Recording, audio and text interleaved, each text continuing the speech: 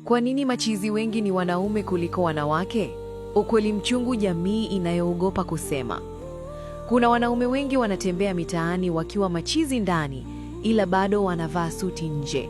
Wanacheka, wanatoa ushauri, wanatunza familia, lakini moyoni wamevunjika vipande vipande. Uchizi hauanzi barabarani.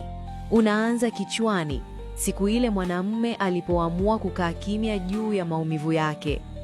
Namba 1, wanaume huficha maumivu kwa tabasamu.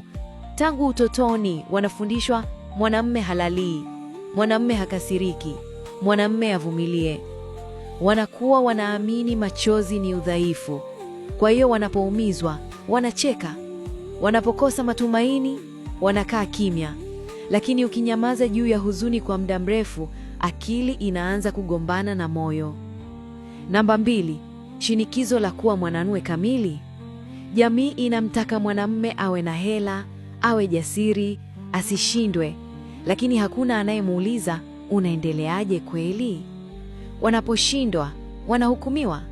Wanakosa msaada, wanabeba yote wenyewe. Na mzigo huo unapokuwa mzito kupita kiasi, akili inavunjika. Namba 3, ukimya umewaua wengi. Ukimya ni sumu laini. Unaanza kama nitaweka moyoni tu. Unakuwa sina mtu wa kumweleza, kisha unamalizikia sitaki tena kuishi.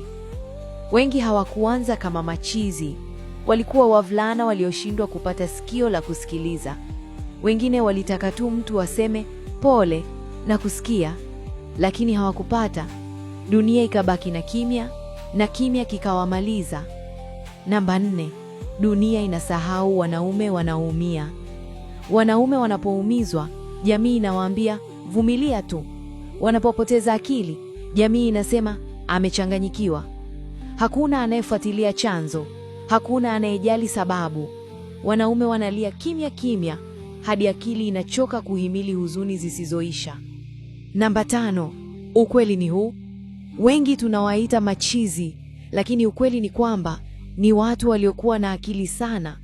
Waliwahi kupenda sana, waliwahi kujituma sana, lakini dunia ikawavunja na hakuna aliyejaribu kuwakusanya tena.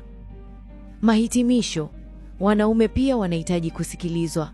Kusema sijisikii sawa si udhaifu. Kuomba msaada si kutojiamini. Ni ujasiri wa kweli, kwa sababu kimya kimeua wengi kuliko risasi. Unahitaji kujua zaidi kuhusu afya ya akili? Kama ungependa kujifunza zaidi kuhusu saikolojia, afya ya akili na namna ya kushinda changamoto za maisha, tembelea ukurasa wa Huba Online TZ.